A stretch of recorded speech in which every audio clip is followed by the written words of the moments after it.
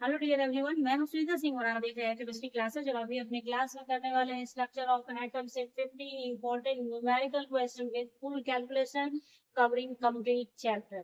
पूरे चैप्टर को कवर करता हुआ 50 क्वेश्चंस करेंगे, फुल कैलकुलेशन के साथ करेंगे, फुल कॉन्सेप्ट के साथ करेंगे। आपको हर चीज एक एक बारीक बातें बताती चली जाऊंगी और आपको समझते जाना है। और इस सारे क्वेश्चंस को बनाने के बाद आपको कहीं कोई दिक्कत न्यूमेरिकल प्रॉब्लम में नहीं होने वाली। आपका एक भी क्वेश्चन छूटेगा नहीं।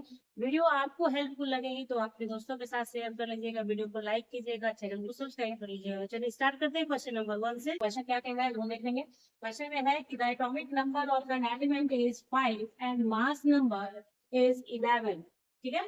Find the number of electrons, protons and neutrons present in one atom of it. How can this element be represented?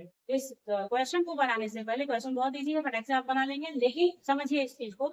यहाँ पे देखिए बोर्ड पे लिखा गया है 1 से लेकर 30 तक।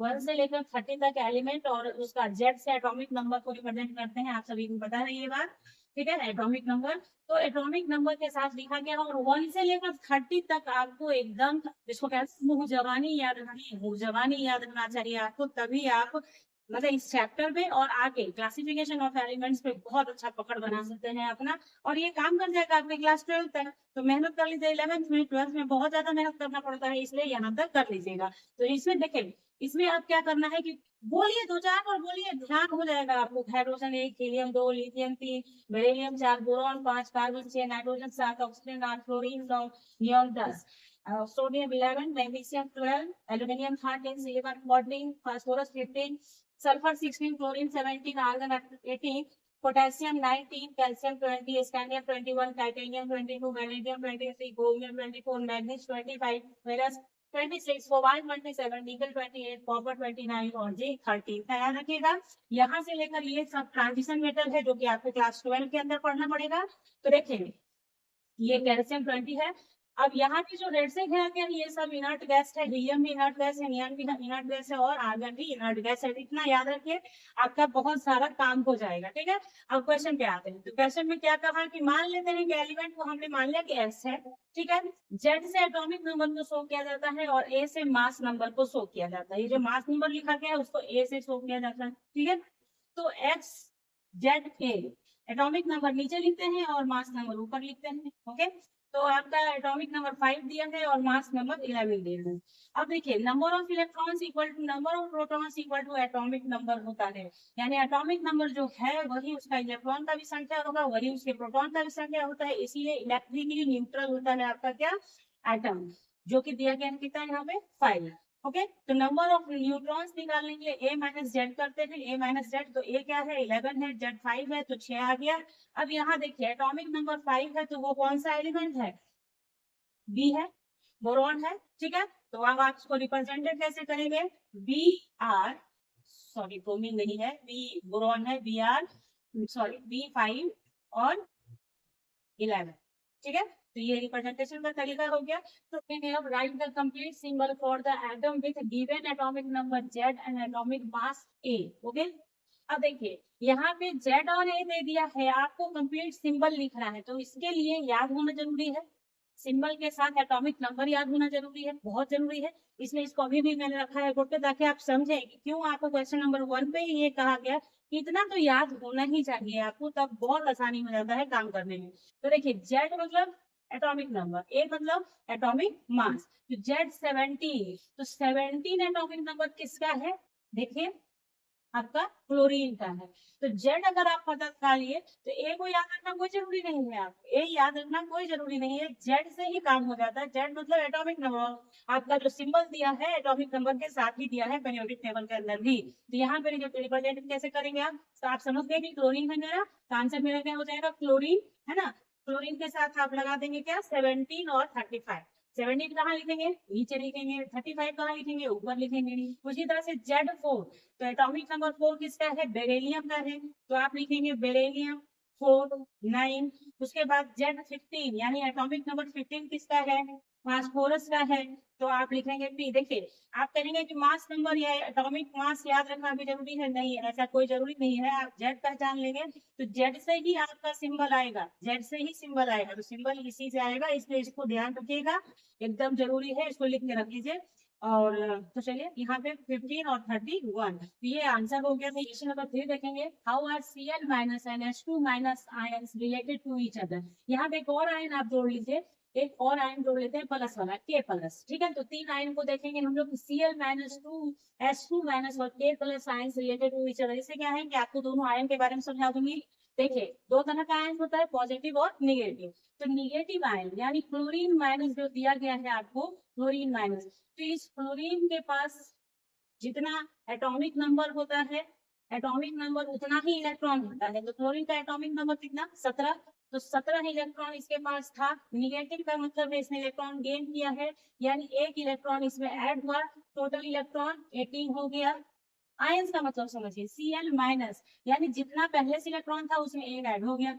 उसी तरह से सल्फर 2 माइनस दिया गया है, तो सल्फर का एटॉमिक नंबर 16 है, इस नंबर ऑफ इलेक्ट्रॉन भी उसके पास पहले से कितना रहा होगा, 16। फर्स्ट नंबर क्वेश्चन पे आपने देखा है क्या, यहाँ पे फिर क्या हो जाएगा, 2 इलेक्ट्रॉन, 2 माइनस यानी कि 2 इलेक्ट्रॉन इसने गेन किया है, माइनस है यानी कि गेन किया, नंबर ऑफ इलेक्ट्रॉन बढ़ गया इसके बाद, 18 इलेक्ट्रॉन हो गया। ओके, उसी तरह से पोटेशियम प्लस K प्लस, तो K का कितना है, एटॉमिक नंबर 19 यानी नंबर ऑफ इलेक्ट्रॉन भी 19, और प्लस का मतलब है किसने लूज किया है इलेक्ट्रॉन, क्या क्या है, लूज किया, कितना, एक प्लस है इसलिए एक ही इलेक्ट्रॉन लूज किया है, ठीक है। तो -1 इलेक्ट्रॉन यानी कि 18 इलेक्ट्रॉन हो गया आपका। बात आ रही समझ में। तो इस तरीके से ये तीनों के पास कितना है, 18 इलेक्ट्रॉन है। तो ये तीनों कैसे रिलेटेड है, आइसो इलेक्ट्रॉनिक है, आइसो इलेक्ट्रॉनिक, ठीक है। आइसो इलेक्ट्रॉनिक स्पेसिस है ये सब। आइसो इलेक्ट्रॉनिक का मतलब होता है same number of electron, same number of electrons, ठीक है। इतना बात आप समझ गए। इसमें अगर आर्गन को भी ऐड कर देता एटम के तौर पे, यहाँ आयंस की बात की गई थी, इसमें सिर्फ 3 एग्जाम्पल लिया गया, आर्गन भी यहाँ पे आप देख सकते हैं जिसका 18 इलेक्ट्रॉन होता है, देखिए यहाँ पे। तब इन सारे स्पेसिस को बोलेंगे, यानी कि पॉजिटिव निगेटिव की बात नहीं, एटम भी है, पॉजिटिव आयन भी है और निगेटिव आयन भी है, तो होल स्पेसिस, पूरा स्पेसिस क्या कहलाएगा, आइसो इलेक्ट्रॉनिक कहलाएगा। क्यों, क्योंकि they have same number of electrons. Okay, तो ये हो गया। क्वेश्चन नंबर 4 देखेंगे, the Vividh Bharati station broadcast on a frequency of 368 kilohertz, calculate wavelength of electromagnetic radiation emitted by transmitter। यानी विविध भारती स्टेशन है जिसपे ब्रॉडकास्ट होता है, विविध भारती स्टेशन का ब्रॉडकास्ट जिसपे हो रहा है कितने फ्रीक्वेंसी पे, 1368 किलो हर्ट्ज पे। आप अगर एफएम रेडियो सुनते होंगे तो उसमें दिया जाता है कितने फ्रीक्वेंसी पे ये मिलता है, तो उस फ्रीक्वेंसी पर ब्रॉडकास्ट होता है किसका, विविध भारती का। तो आपको ये बताना है कि उस ट्रांसमीटर से कितने वेवलेंथ का इलेक्ट्रोमैग्नेटिक रेडिएशन का इमिशन हो रहा है, इमिटेड हो रहा है। तो सबसे पहले न्यू से रिप्रेजेंट करते हैं फ्रीक्वेंसी, न्यू इसको बोलते हैं। फ्रीक्वेंसी दिया है 1368 किलो हर्ट्ज, उसको कन्वर्ट कर दिया हर्ट्ज में, किलो को कन्वर्ट किया हर्ट्ज में, 1000 से मल्टीप्लाई करके।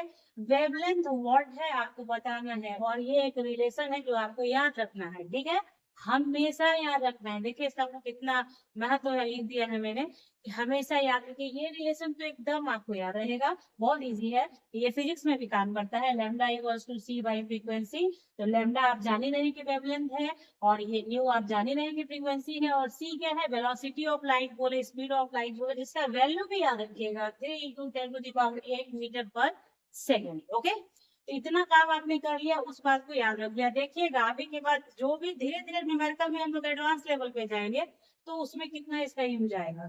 तो चलिए उस रिलेशन को यहाँ फिर से लिख लेते हैं एक बारी और तब बनाते हैं।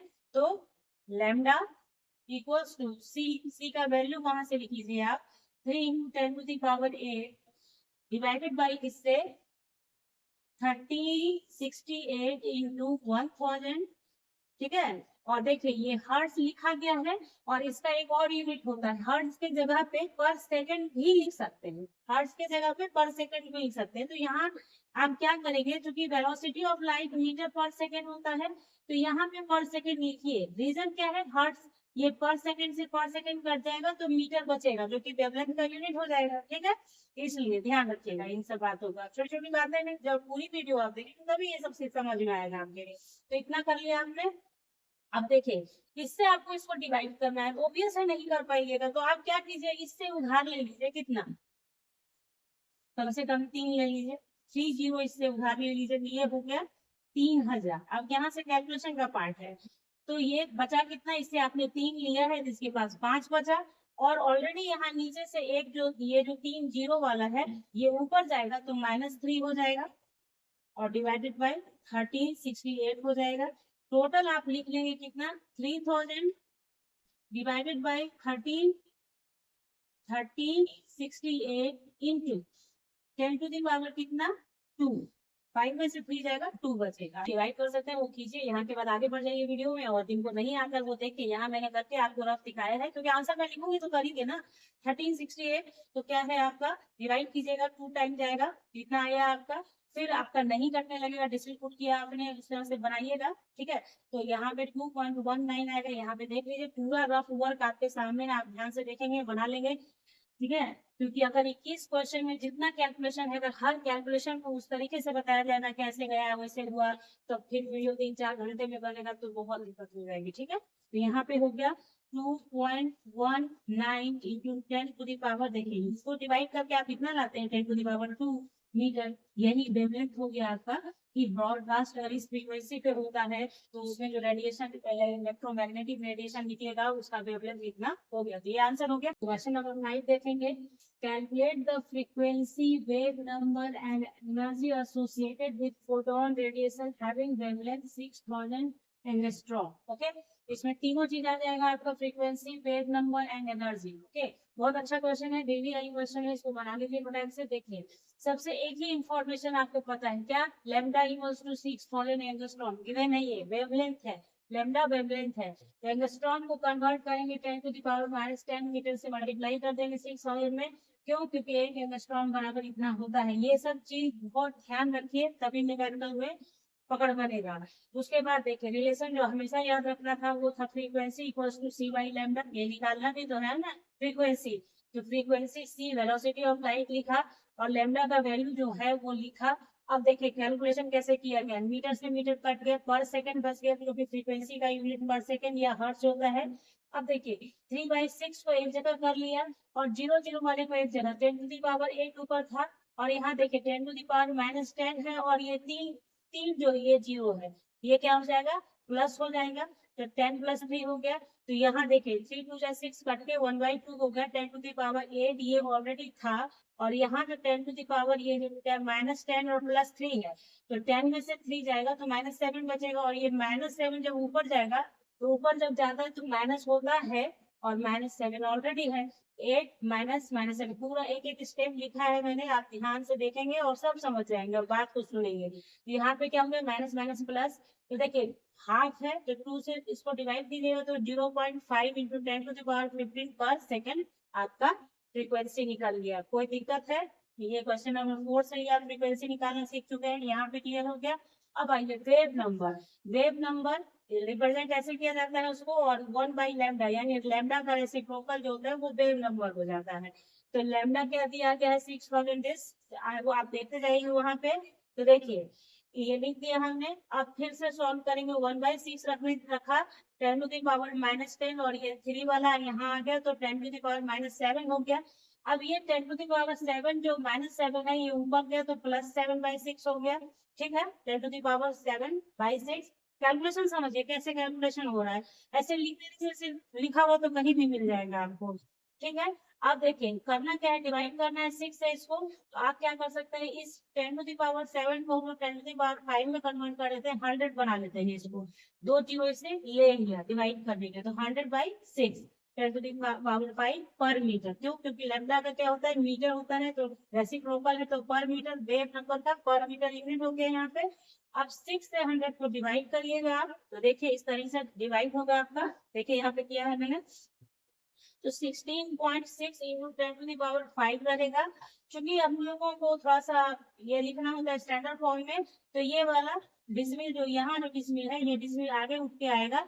तो 1.66 इंटू 10⁻⁶ पर मीटर हो जाएगा। आगे आता है तो यहाँ पावर बढ़ जाता है, ठीक है।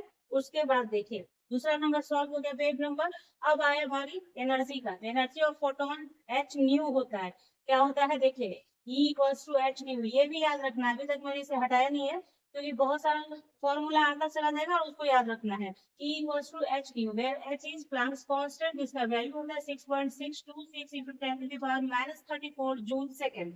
ओके, तो देखिए कुछ नहीं मेहनत है, आपने प्लैंक्स कांस्टेंट का वैल्यू लिखा और फिर आपने क्या करना है, फ्रीक्वेंसी जो आपने निकाला है यहाँ 0.5, ठीक है। तो 0.5 वाला जो वैल्यू आपने निकाला है इसको आप यहाँ से यहाँ लिख देंगे और उसके बाद सॉल्व कीजिए। तो देखिए कुछ नहीं मैंने किया, 6.626 को 0.5 से मल्टीप्लाई किया तो इतना आया और 4 अंक के बाद इसमें पुट कर दिया, 1 2 3 4 पुट कर दिया और -34 था, ये +50 हो गया, माइनस क्या -19 हो गया और 3.3130 10⁻⁻19 जूल एनर्जी का यूनिट जूल। इस तरीके से ये तीनों चीज हमने निकाल लिया। दो रिलेशन बहुत ध्यान रखना है, प्लैंक्स कांस्टेंट का वैल्यू याद रखना है। इस तरीके से करते करते आप क्वेश्चन बनाते जाइए, याद रखने का जरूरत नहीं पड़ेगा, याद हो जाएगा आपको, ठीक है। तो यहाँ पे इस तरीके से हमारा क्वेश्चन नंबर 5 भी डन हुआ। बहुत इंपॉर्टेंट क्वेश्चन 6 देख लेते हैं। A near ultraviolet photon of wavelength 300 nanometre is absorbed by a gas and then reheated as two photons. कहानी समझे आप, क्या है कि near ultraviolet photon of wavelength 300 nanometre absorb किया जाता है by a gas and then re-emitted of as two photon, ठीक है। 300 नैनोमीटर का वेवलेंथ एब्जॉर्ब करता है और फिर 2 फोटॉन्स आपको देता है, ठीक है। 1 photon is of red light with wavelength 760 nanometer. What would be the wavelength of the second photon? दो फोटोन इमिट कर रहा है तो उसमें से एक का वेवलेंथ दे दिया, अब दूसरे का वेवलेंथ आपको बताना है। तो देखिए energy of photon which is absorbed is re-emitted as sum of the energy of two photon. एक जैसे आपका जो पहली बात तो ये आप जानते हैं कि फोटोन मिशन थ्योरेटिकल पोर्शन में जब आपको बताया जाता है कि एनर्जी जब डाला जाता है तो पहले एब्जॉर्ब करता है, उसके बाद एज अ फोटोन वो ये इमिट होता है, ठीक है। तो क्या हो जाएगा, क्वेश्चन आपने समझ लिया। अब देखिए क्वेश्चन में जो कहा है उस चीज को समझिए। Energy of photon this is absorb is emitted as sum of the energy of two photon. जो लिया गया वो किस फॉर्म में दिया गया, टू फोटोन्स के फॉर्म में दिया गया। तो एनर्जी जो एब्जॉर्ब किया गया वो एच न्यू, रिलेशन हम लोग पढ़ चुके हैं अभी जस्ट पहले, और न्यू का इंफॉर्मेशन पता नहीं है, लैम्डा का पता नहीं, इसलिए एच न्यू को कन्वर्ट कर देंगे सी बाई लैम्डा में। ये न्यूमेरिकल बनाने का तरीका है कि आपके पास क्या इंफॉर्मेशन, उस इंफॉर्मेशन पे चलना, ठीक है। अकॉर्डिंग टू अवेलेबल इंफॉर्मेशन क्या हो जाएगा, H C by lambda equals to H C by lambda 1 plus H C by lambda 2, जहाँ लैम्डा 1 पहले फोटोन के लिए है, लैम्डा 2 सेकंड फोटोन के लिए है। तो देखिए एच सी कॉमन कर दीजिए तो भी कांस्टेंट है और सेम है, तो क्या है, तो एच सी से एच सी कट जाएगा, बचा आपके पास 1 बाई लैम्डा और दिस, तो बस वैल्यू पुट कीजिए 1 बाई लैम्डा। एब्जॉर्ब किया गया है कितना, 300 नैनोमीटर वेवलेंथ का, और इमिट जो किया गया उसमें वेवलेंथ पहले का कितना है 760 और दूसरे का तो पता करना है, तो दूसरे को रहने दिया, तो 1 बाई लैम्डा इक्वल्स टू क्या हो जाएगा, ये ऐसे ही रह गया, तो 1 बाई 300 माइनस 760, ओके। उसके बाद देखिए यहाँ पे 1 बाई लैम्डा 2, इसको एलसीएम लिया, सॉल्व किया, 460 बाई 6 आया, तो इसलिए लैम्डा 2 इक्वल्स टू कितना हो जाएगा, यहाँ चूंकि ये ऊपर चला गया तो ये भी ऊपर नीचे हो जाएगा, हो गया। तो सर 0 से 0 को काटा है, 9 से इसको काटा, 3 और 70 38 आया, 38 को इस 300 से मल्टीप्लाई कर दीजिएगा, ये आ जाएगा बाई 23, और 23 से इसको डिवाइड कीजिएगा तो इतना आ रहा था, तो 495.2 नैनोमीटर, ये भी आपका आंसर है। या फिर अगर कहीं पे मीटर में कन्वर्ट करना पड़ेगा तो नैनोमीटर को कन्वर्ट कर दीजिएगा 10⁻⁻9, तो मीटर में कन्वर्ट हो जाएगा। इस तरीके से ये क्वेश्चन नंबर 6 आपका हुआ। बस कॉन्सेप्ट समझिए, कैलकुलेशन कीजिए। Light of wavelength 5000 angstrom falls on a metal surface of what function 1.9 electron volt, find A energy of photon, B kinetic energy of photo electron. तो ये जो क्वेश्चन देख रहे हैं ये फोटो इलेक्ट्रिक इफेक्ट में जो पढ़ाया जाता है वो मेटल सरफेस पे जब आपका लाइट पड़ता है किसी खास वेवलेंथ का, तो उसपे किस तरह से कितना मतलब मिनिमम अमाउंट ऑफ एनर्जी क्या चाहिए फोटो इलेक्ट्रॉन के इमिशन के लिए, ये सब थ्योरी में पढ़ाया गया है। तो यहाँ पे समझिए इस चीज को पहले कि वेवलेंथ ऑफ लाइट दे दिया गया कि जो लाइट फॉल हो रहा है मेटल सरफेस पे उसका वेवलेंथ है लैम्डा है 5000 एंगस्ट्रॉम। कन्वर्ट कर दीजिए इसको तो 5 × 10⁻⁻10 मीटर, और ये 3 जीरो इसको माइनस कर देगा तो 10⁻⁻7 मीटर हो गया आपका। ठीक है। वर्क फंक्शन, देखिए वर्क फंक्शन वो थ्रेशोल्ड एनर्जी होता है, मिनिमम अमाउंट ऑफ एनर्जी होता है जिसके बाद ही आपका मेटल सरफेस फोटॉन्स इमिट करेंगे। ठीक है। तो work function H nu not बोलते हैं इसको, थ्रेशोल्ड फ्रीक्वेंसी, ये थ्रेशोल्ड फ्रीक्वेंसी है। ठीक है। इसके बाद ही कुछ हो सकता है, फोटो इलेक्ट्रॉन इमिशन का बात होगा। एच न्यू नॉट हो गया तो वर्क फंक्शन बोलते हैं इसको, वर्क फंक्शन डब्ल्यू नॉट लिखा जाता है वर्क फंक्शन को। ठीक है। तो इसका वैल्यू दे दिया 1.9 इलेक्ट्रॉन वोल्ट, इसको कन्वर्ट कीजिएगा जूल में तो 1.9 इंटू 1.6 इंटू 10⁻⁻90 जूल होगा। मल्टीप्लाई कीजिएगा तो 3.04 इंटू 10⁻⁻19 जूल आएगा। यहाँ पे मल्टीप्लाई किया है मैंने। उसके बाद देखिए अब बारी आती है एनर्जी ऑफ, वो चीज क्वेश्चन में है एनर्जी ऑफ फोटोन और काइनेटिक एनर्जी। तो अब एनर्जी ऑफ फोटोन की बात करेंगे। एनर्जी ऑफ फोटोन पढ़ा है हमने, एच न्यू होता है। तो एच न्यू पे तो बनेगा नहीं क्योंकि फ्रीक्वेंसी नहीं पता है हमें। एच न्यू की जगह लिख सकते हैं सी बाई लैम्डा, वही लिखा गया है। और वैल्यू देखिए, सब वैल्यूज देख के आप समझ जाएंगे। एच तो प्लांक्स कांस्टेंट हो गया, सी वेलोसिटी ऑफ लाइट हो गया, लैम्डा का वैल्यू अभी आपको यहाँ पे आपने जो निकाला है वो यहाँ पे लिखेंगे आप। ठीक है। अब आपका काम क्या है, इसको आपने इससे मल्टीप्लाई किया, 3 को इससे मल्टीप्लाई किया तो 19.878 आया, डिवाइडेड बाई 5 आ जाएगा आपका ये। ठीक है। और इंटू 10⁻⁻34 था, ये 8 है तो +8 हो गया, ये -7 ऊपर गया तो -7, और ये जब जुड़ जाएगा तो 15 हो जाएगा। तो देखिए यहाँ पे इससे डिवाइड किया गया है, देखिए यहाँ डिवाइड किया है 5 से 19.878 को, इस तरीके से 3.975 आ रहा था, 6 तक आएगा 3.9756 इंटू 10⁻⁻19 जूल। ठीक है। तो ये एनर्जी ऑफ फोटोन आप निकाल चुके हैं। अब देखिए kinetic energy of photo electrons का फॉर्मूला होता है, देखिए kinetic energy half mv square, ठीक है, equals to energy of photon minus work function, energy of photon minus work function, ये फॉर्मूला है। यानी K equals to H nu minus H nu not, ये आपका फॉर्मूला होता है। Kinetic energy equals to energy of photon minus work function. ठीक है। तो एनर्जी ऑफ फोटोन आपने निकाल लिया है, वर्क फंक्शन का वैल्यू आपने निकाल लिया है, -10⁻⁻19 कॉमन कर दिया, इसको इससे माइनस कर दिया तो 0.93 इंटू 10⁻⁻19 जूल आएगा।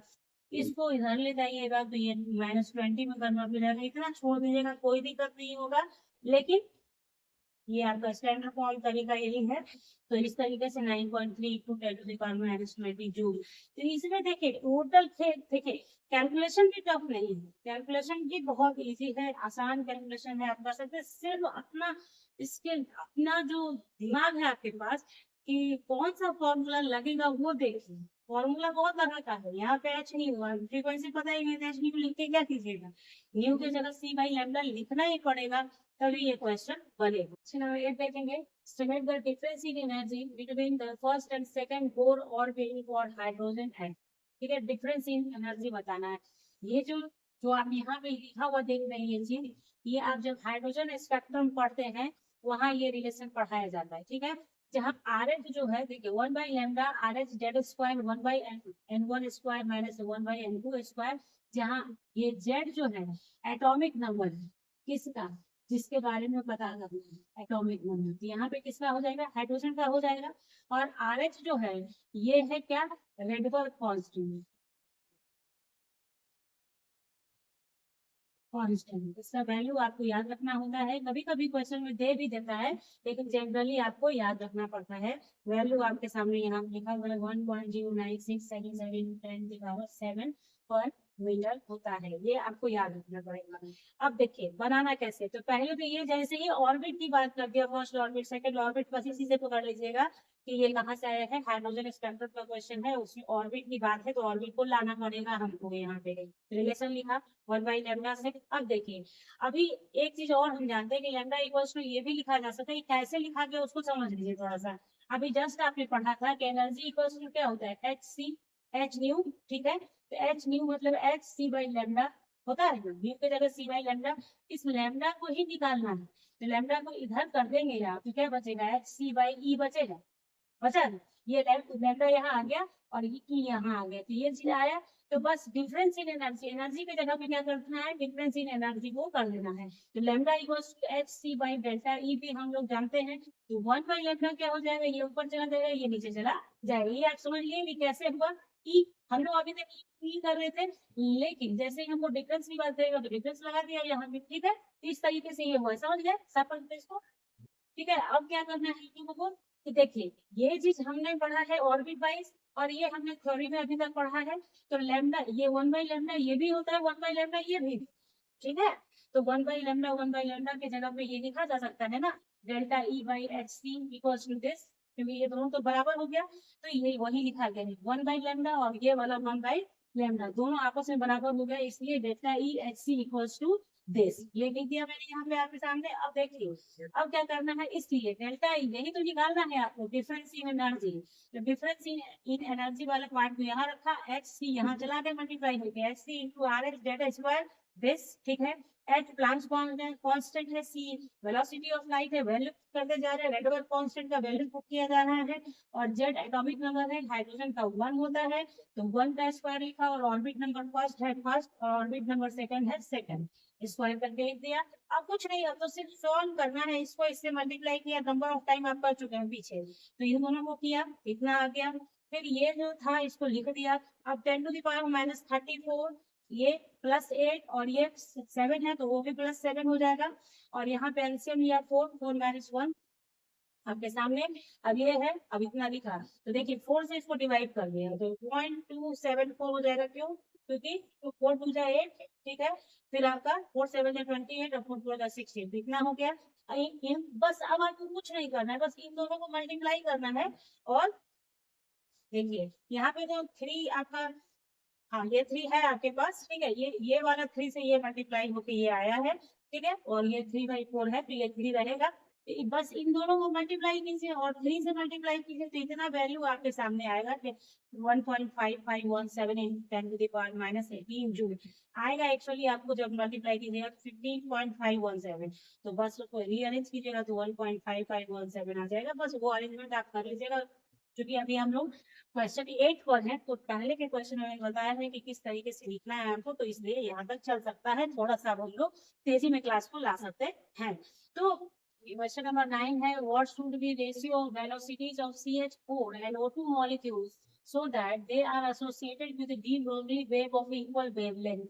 क्वेश्चन बहुत अच्छा है, बहुत इंपॉर्टेंट है, ध्यान से समझना है, ठीक है।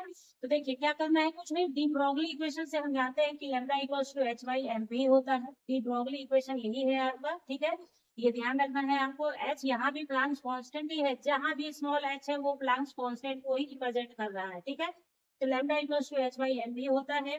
फॉर मेथेन क्या हो जाएगा, लैम्डा CH4 यानी wavelength of methane equals to H by M CH4 भी CH4 यानी वेलोसिटी और मास CH4 का। उसी तरह से सिमिलरली O2 के लिए कर देंगे।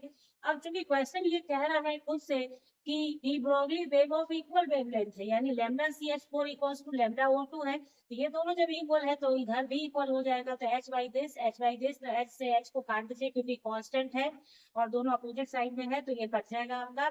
अब यहाँ 1 बचा होगा और यहाँ भी 1 बचा होगा, क्रॉस मल्टीप्लीकेशन होके आपके सामने आएगा MCH4 into VCH4 into MO2 VO2।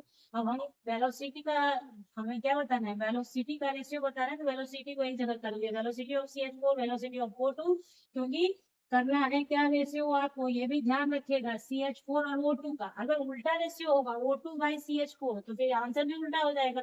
इन यही सब चीज आप लोग गड़बड़ करते हैं एग्जामिनेशन के अंदर।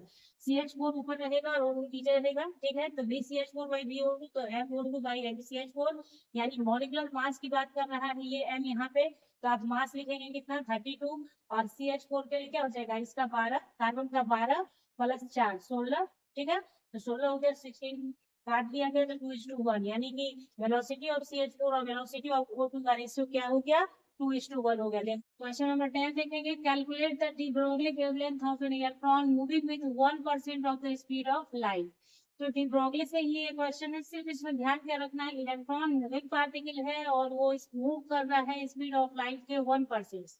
तो पहले तो de Broglie equation lambda equals to h/m हमें पता है। तो फिर मास, यहाँ पे इलेक्ट्रॉन है पार्टिकल, तो मास ऑफ इलेक्ट्रॉन याद रखिएगा, कभी कभी क्वेश्चन में दे भी देता है 9.1 इंटू 10⁻31 kg।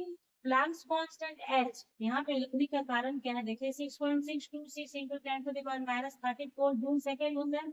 क्योंकि यहाँ मास है, वेलोसिटी है, तो सारे यूनिट को एक दूसरे को काटना रहेगा, इसलिए जूल सेकेंड को हम लोग कन्वर्ट कर देते हैं किसमें, केजी मीटर स्क्वायर पर सेकेंड में। कैसे, 1 जूल इक्वल्स टू, देखिए यहाँ लिख दिया है, इसको लिख कर लीजिए कहीं पे, 1 joule equals to 1 KG meter square पर सेकेंड स्क्वायर होता है, ठीक है, 1 जूल। तो इस जूल के जगह पे जब ये वाला यूनिट आप लिखेंगे तो पर सेकेंड से कट जाएगा और एक सेकेंड, ये एक ही पर सेकेंड बचेगा, सेकेंड से एक पर सेकेंड कट जाएगा और एक कट जाएगा। तो ये आप समझ गए, ये समझा दिया आपको इसमें। क्योंकि कभी कभी क्या होता है कि कहीं पे ये लिख देता है अचानक से, आपकी समझ में नहीं आता है कि ये लिखा कहाँ से, अभी तक तो जूल सेकंड लिख रही थी, अभी ऐसे कैसे लिख दी, ठीक है। तो वो चीज ध्यान रखिएगा कन्वर्सन के लिए। वेलोसिटी ऑफ इलेक्ट्रॉन का ये 1% ऑफ स्पीड ऑफ लाइट है। स्पीड ऑफ लाइट होता कितना है 3 × 10⁸ मीटर पर सेकेंड। 1% इसका 1/100 हो गया, सॉल्व किया 3 × 10⁻6 मीटर पर सेकेंड, ओके। अब कुछ नहीं है, अब इस इक्वेशन में सारा वैल्यू पुट कर देना है। Wavelength lambda equals to Planck's constant का वैल्यू लिख दिया, और उसके बाद आपको मास लिख देना है इलेक्ट्रॉन का, और वेलोसिटी ऑफ लाइट से कितने स्पीड से चल रहा है वो लिख देना है, वेलोसिटी ऑफ इलेक्ट्रॉन लिख देना है, लिख दिया। अब इसको सॉल्व करना है, तो सॉल्व करके बताइएगा कि आंसर कितना आ रहा है, जो कि बहुत आपको अभी तक 10 क्वेश्चन में बहुत बारी सॉल्व करना सिखा दिया। तो इसको थोड़ा सा सॉल्व कीजिएगा, आपके ऊपर ये देखना ये भी है कि आप लोग वीडियो देखते हैं और समझते हैं कि बस ऐसे ही रहता है सब कुछ। तो -30 ये सिर्फ कर देते हैं आपके लिए, -34 है, ये ऊपर गया, +31 हो जाएगा, और ये ऊपर गया -6 हो जाएगा। अब इसका जो भी आंसर आएगा वो मीटर में आपका वेवलेंथ आ जाएगा। आंसर आप बताएंगे कमेंट सेक्शन में। अगर आप यहाँ तक वीडियो देख चुके हैं तो आप लिखेंगे क्वेश्चन नंबर 10 का वेवलेंथ इतना है, ठीक है। चलिए तो 11 देखेंगे, calculate the uncertainty in the momentum of an electron if it is confined to a linear region of length 1 × 10⁻10 meter. तो ये अनसर्टेनिटी प्रिंसिपल से बनेगा, अनसर्टेन लिख ही दिया है क्वेश्चन में ही। अकॉर्डिंग टू अनसर्टेनिटी प्रिंसिपल क्या होता है, delta X into delta P H by 4 पाई। तो देखिए डेल्टा पी जो लिखा गया है ना यहाँ पे आपका, कभी कभी जब जरूरत पड़ेगा नेक्स्ट क्वेश्चन में हम लोग वैसा आएगा तो करेंगे, डेल्टा एम इंटू डेल्टा भी लिखा जाएगा, क्योंकि मोमेंटम क्या होता है एम इंटू भी होता है, तो ये भी यूज होता है, लेकिन क्योंकि अभी यूज सिर्फ मोमेंटम और पोजीशन का है इसलिए ये लिखा गया। नेक्स्ट क्वेश्चन में ये वाला मैं आपको बताऊंगी, ओके। तो देखिए delta X into delta P equals to h/4 pi. H Planck's constant ही है, 4 है, पाई का वैल्यू आप जानते हैं 22/7 ही है, 3.143 लिखेंगे। तो देखिए डेल्टा एक्स यानी अनसर्टेनिटी इन पोजिशन, और delta P uncertainty in momentum होता है, ठीक है। बस अब कुछ आपको मेहनत नहीं करना है, डेल्टा पी इक्वल्स टू ये यहाँ चला आया h/4 pi delta x. H का वैल्यू आप जानते हैं क्या होता है 4 है, पाई का वैल्यू आपको पता है कि 3.143 या 22/7 लिखेंगे, इंटू 10⁻10, क्योंकि linear region of length uncertainty in position क्या दिया हुआ है 10⁻−10 मीटर, ठीक है। बस अब क्या करना है, इसको मल्टीप्लाई कर दिया और इसको एक जगह कर लिया, 10 के पावर वाले को एक जगह कर दिया, तो 10⁻34 है, और ये नीचे से ऊपर जा रहा है तो ये माइनस होता है, ये आपको बताया है, और -10। तो इन दोनों को जब सॉल्व कीजिएगा तो माइनस माइनस क्या हो जाएगा, प्लस हो जाएगा, तो -24 हो जाएगा यहाँ पे। ये देख रहे हैं आप। अब क्या है कि ये 6 6 2 6 है और ये बड़ा है उससे, तो आप यहाँ से क्या कीजिए, एक जीरो आप कर लेंगे तो 6 6 2 6 0, और यहाँ हो जाएगा 10⁻⁻25। अब इससे इसको डिवाइड कर दीजिए, डिवाइड किया है यहाँ मैंने, देखिए तो इस तरीके से 5.27 आ रहा है, ठीक है, 5.27, तो 5.27 इंटू 10⁻⁻25, और केजी, मास के लिए केजी, भी के लिए मीटर पर सेकेंड हो गया। ये मोमेंटम का आपका यूनिट हो गया। मास एम भी होता है ना, तो मास केजी और वेलोसिटी के मीटर पर सेकेंड हो गया। तो यही आपका अनसर्टेनिटी इन मोमेंटम हो गया। तो मेहनत नहीं है, सिर्फ कैलकुलेशन है, और कोशिश यही है मेरी कि आपको कैलकुलेशन सिखाया जाए कि कैसे कैलकुलेशन करना है। क्वेश्चन नंबर 12 देखेंगे, if the uncertainties in the measurement of position and momentum are equal, calculate the uncertainty in the measurement of velocity. समझे? क्वेश्चन नंबर 11 में बहुत बोला था आपको कि आगे आएगा, वेलोसिटी वाला बता दूंगी। तो देखिए, according to uncertainty principle, delta X into delta P equals to h/4 हम जानते हैं, ठीक है। अब यहाँ क्वेश्चन में कहा कि डेल्टा एक्स यानी अनसर्टेनिटी पोजीशन और अनसर्टेनिटी मोमेंटम दोनों क्या है, इक्वल है अकॉर्डिंग टू क्वेश्चन, ठीक है। तो डेल्टा एक्स या डेल्टा पी किसी एक को बराबर कर लीजिए, तो डेल्टा पी, क्योंकि हमको वेलोसिटी बताना है, इसलिए डेल्टा एक्स नहीं हो सकता है बराबर, समझे इस चीज को, है इक्वल, लेकिन यहाँ पे हमारा काम सब रहेगा किससे, डेल्टा पी को इक्वल कर लेंगे, तो डेल्टा पी का स्क्वायर हो जाएगा, क्यों, क्योंकि डेल्टा एक्स की जगह भी हम क्या लिख सकते हैं, डेल्टा पी, क्वेश्चन के अनुसार डेल्टा पी, ये स्क्वायर होंगे, बात है समझ में आपके। तो डेल्टा पी का होल स्क्वायर h/4 क्यों लिखा डेल्टा पी, डेल्टा एक्स को स्क्वायर नहीं किया, क्यों, ये आप समझ गए, क्योंकि वेलोसिटी लाना है हमें, इसलिए delta P equals to root over h/4। तो इस डेल्टा पी के जगह हम लिख सकते हैं m इंटू डेल्टा भी मोमेंटम के लिए, तो 1/2 यानी 2 का रूट निकल गया नीचे, 4 का 2, और रूट अंडर h/पाई, इसलिए डेल्टा भी यानी अनसर्टेनिटी वेलोसिटी क्या हो जाएगा, 1/2 m, m यहाँ से ये मल्टीप्लाई था, इधर आके डिवाइड हो गया, h/4 सॉरी h/पाई, ये हो गया आपका आंसर। क्वेश्चन समझना था, सिर्फ आपको समझ में आ गया होगा। 13 देखेंगे, indicate the number of unpaired electrons in P, chromium और फेरस। एटॉमिक नंबर नहीं दिया है, एटॉमिक नंबर आपको याद रखना है, क्वेश्चन नंबर 1 में समझा दिया है आपको। तो P इक्वल्स टू 15 हो गया, क्रोमियम का 24 होता है और फेरस का 26 होता है, इसलिए याद रखना बहुत जरूरी है। तो फास्फोरस के इलेक्ट्रॉनिक कॉन्फिगरेशन, जब भी अनपेयर्ड इलेक्ट्रॉन की बात करेगा तो इलेक्ट्रॉनिक कॉन्फिगरेशन लिखना है आपको। इलेक्ट्रॉनिक कॉन्फिगरेशन लिखेंगे 1s2 2s2 2p6 3s2 3p3, यहाँ तक में आपका ये 10 2 12 3 15।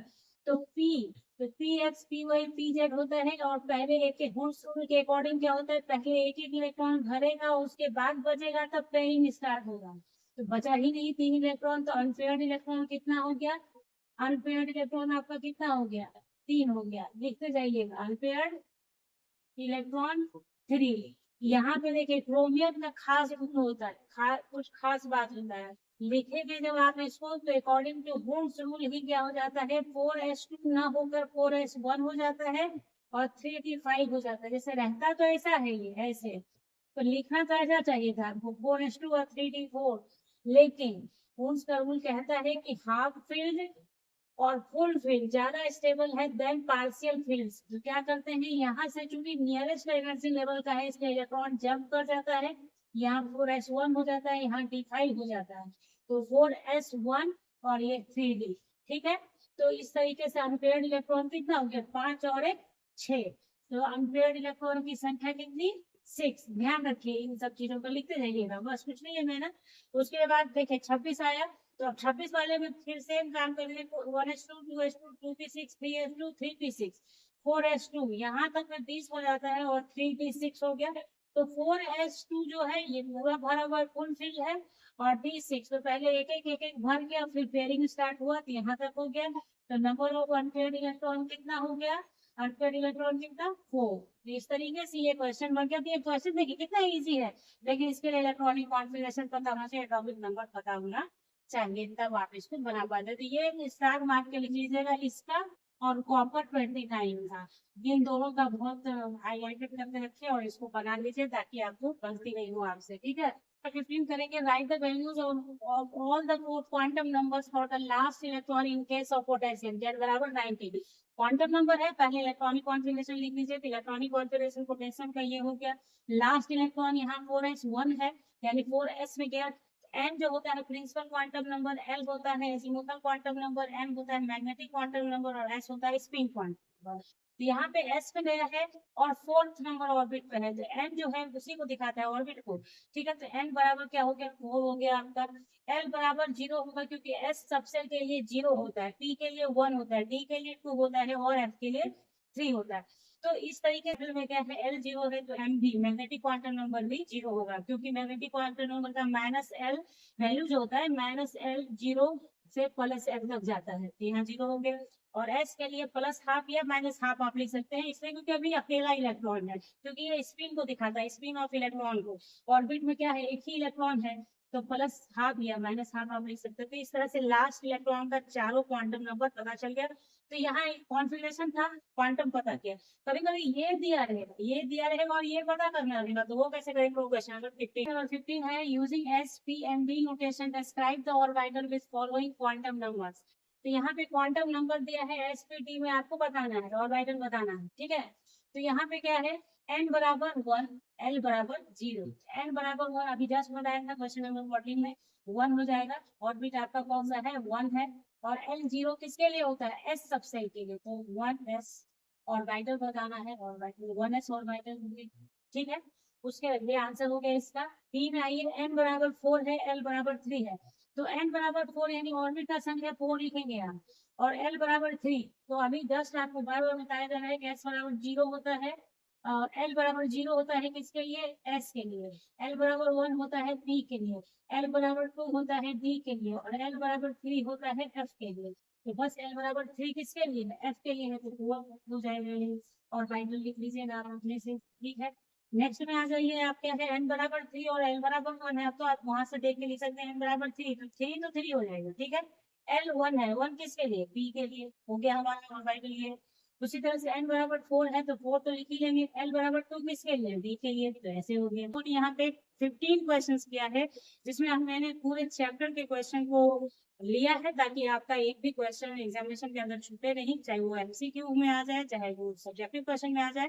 तो वीडियो अच्छी लगी है, वीडियो को लाइक करना है आपको और चैनल को सब्सक्राइब करके रखना है बेल आइकन के साथ, ताकि वीडियो के नोटिफिकेशन आपको समय से मिले, क्योंकि आगे चैप्टर्स में इंपॉर्टेंट क्वेश्चन करने वाले हैं। तो